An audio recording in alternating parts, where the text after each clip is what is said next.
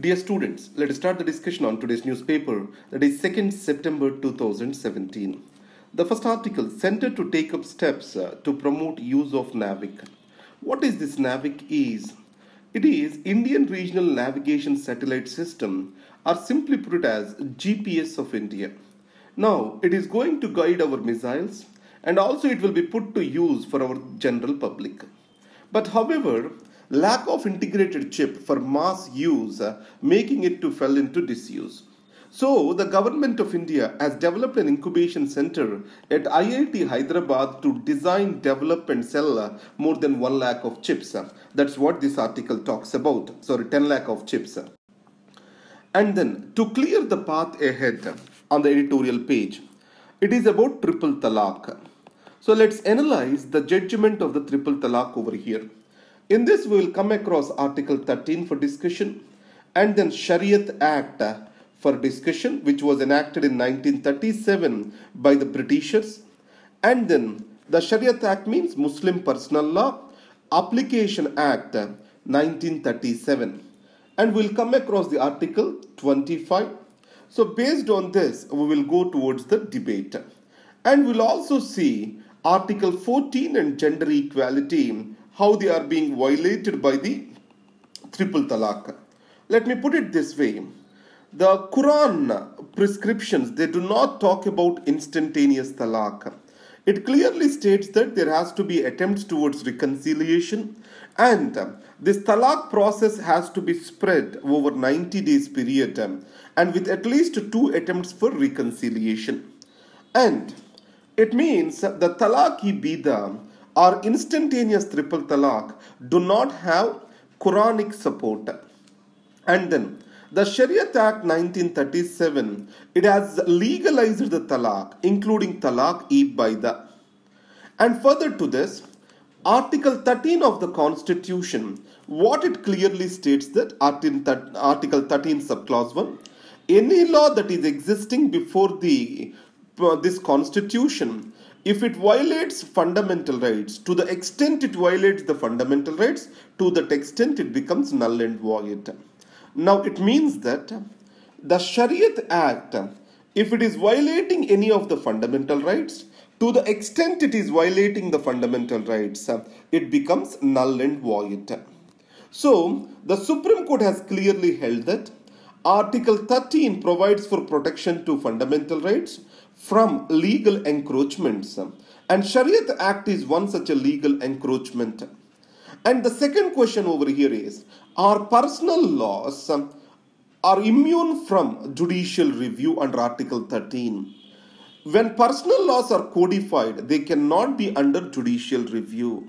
They cannot be immune from judicial review. So it means, so it is violative of the provisions of Article 13 as it is not providing an equality of treatment for men and women. Men arbitrarily, whimsically can declare the divorce to women.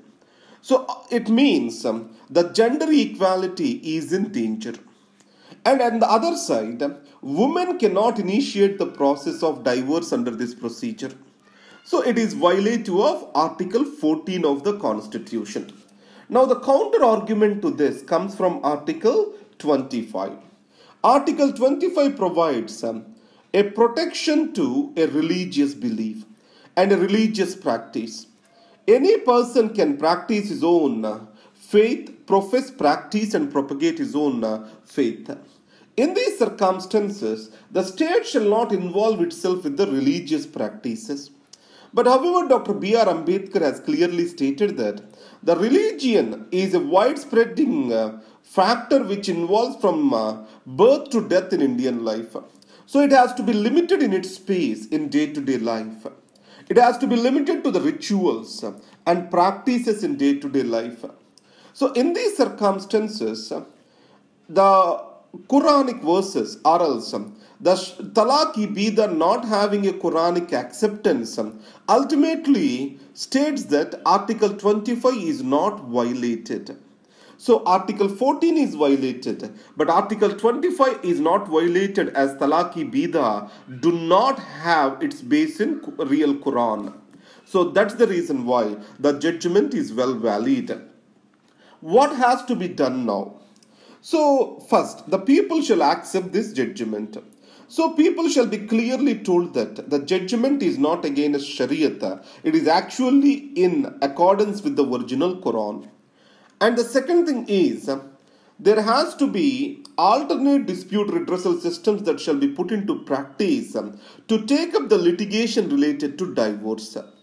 And the 1937 Shariat Act itself shall be amended to make it gender neutral.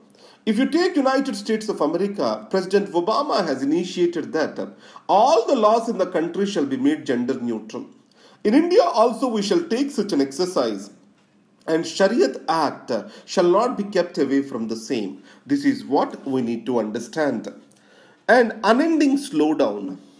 It is about recent deceleration of the growth in this quarter to 5.7%. Former Prime Minister Manmohan Singh has predicted that an expected dip shall be around 2% in GDP. So in this context, what might have caused this? The opposition putting the blame on demonetization. Can we blame the demonetization alone? If the demonetization is the reason, then it is expected to be sustained. But however, the GST and the confusion surrounding the implementation of the GST can be cited as a major reason. Let me put it this way. When the GST is about to come up, in the previous quarter, the people wanted to de-escalate their stocks. It means they are de-accumulating, or whatever the stocks they are having, they are selling them rather than acquiring the new stocks. It has killed the industrial demand. So, obviously the growth was expected to fall. But it is hoped that once the issues surrounding GST are settled, growth will revive. But however, the capacity utilization, profits, employment generations, the survey conducted by RBI shows there is no such a hope in the immediate future. But however, Purchase Managers Index has been released today. According to this index, a demand was on rise in the second quarter. And especially second quarter being the festival season in India, we can expect a greater demand. So in India, if you see, first, second, third, fourth, the third quarter will have the highest demand in the economy. Obviously, we can expect the revival by then. In spite of this, the government cannot sit idle. It has to go for the policy intervention. So what is being suggested here is pump priming the economy. What do we mean by pump priming the economy? Let's provide for fiscal space. Let's extend the fiscal space. It means the fiscal government has to loosen its purse strings. It starts spending the money so that the growth can come up as investments flow in. But however, the downside of it is fiscal deficit is expected to increase. This is what is pump priming. Government loosening its purse strings and spending more. That normal term used is called pump priming. And the second is the services sector is showing a rebound growth. That is something which we have to feel happy about. So these are the things which we need to see. And the next is a blind eye. It is about Rohingya Muslims in Myanmar. You know that Rohingyas, these are the minorities. These are stateless citizens because Myanmar do not consider them as citizens but consider them as economic migrants. In any country, if establishment fails to take care of the minorities, not Muslims, minorities, ultimately establishment can itself become a source for their persecution. So, in a democracy, protection of minorities is synonymous to an extent with rule of law and existence of rights framework in the country. So, the Rohingyas were not recognized as the citizens itself, forget them being the minorities in the country. When they are not recognized as the citizens, they will be the victims of both state persecution and also victims of the majority population. In case of Myanmar, it is Buddhists, radical Buddhist groups. And these people are forcibly crossing the borders into India, Bangladesh and into other Southeast Asian countries and losing their precious lives. And Aung San Suu Kyi government, she has appointed a Kofi Annan committee looking into the matters of Rakhine State. It has recommended for rule of law, providing citizenship to these Rohingya Muslims, but nothing of that sort has happened, and the violence is continuing unabated. And the National League for Democracy of Ms. Aung San Suu Kyi, if it do not take the concern of the minorities, then obviously the transition from military rule to democracy is expected to be halted, as international community is closely watching. It is the time it has to awaken for this. That's what this article talks about. The indifference of the state to this humanitarian crisis is dangerous. Calibrating new standard, it is not very much relevant to us, but understand the UK is talking about strong immigration laws, especially conservatives. Finally, it is putting UK's economy in danger because student community is expected to provide a boost to the UK's economy, and not giving job after the education, it is also discouraging the UK as a favorite destination for the students. The recent statistical data shows that many of the students who have pursued their higher education in UK are going back to their countries. So, the conservatives and their argument falls shallow. And then, let's come to the news page. Again, in this, final hearing of Bofors payoff case in October. So Bofors is one which has changed the narrative of corruption in India. It is for the first time a prime minister and his family was indicted in corruption. So till then, it was confined to the cabinet, political parties, etc. Prime Minister and his office came at the fire, before the fire with Bofors. The next is the P.V. Narasimha Rao with regard to the stock exchange scandal or Arshad Mehta scandal. He was indicted in this. And this is how the things happened. And coming to Supreme Court is to hear Rohingya plea for help. The two Muslims, they have filed a case in Supreme Court on impending deportation of them from India. So the Supreme Court is expected to find some relief to these people. And then the Indian projects are getting delayed in Sri Lanka. Both Indian government and Colombo are concerned about this. India to sign 4 pacts during BRICS summit, but what all these pacts are not been clear in this article. We'll try to learn the nature.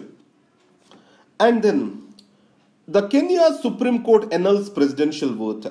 In yesterday's class, I told you one point. If legitimacy of the process of elections has to exist, the process has to be fair, and also it needs to be simple to get accepted by the people. In Kenya, the problem is the election system and election process is very complex for the people to accept the outcome of the election. Then transition of the power will be very difficult. This is what is happening now. Now, let's get into India's growth. It will rebound to 7% to 7.5%. The new vice chairperson or vice chairman of Niti Aayog, Mr. Rajiv Kumar, is stating. And he states that the GST effect is the reason for this slowdown and the fundamentals are going to be strong and obviously it will revive the growth. Switzerland, it is talking about India EFTA Pact, free trade agreement between India and European Free Trade Association consisting of Switzerland, Iceland, Norway and Liechtenstein. So among these 4 countries, a free trade agreement has to be concluded soon. That is what has been stated.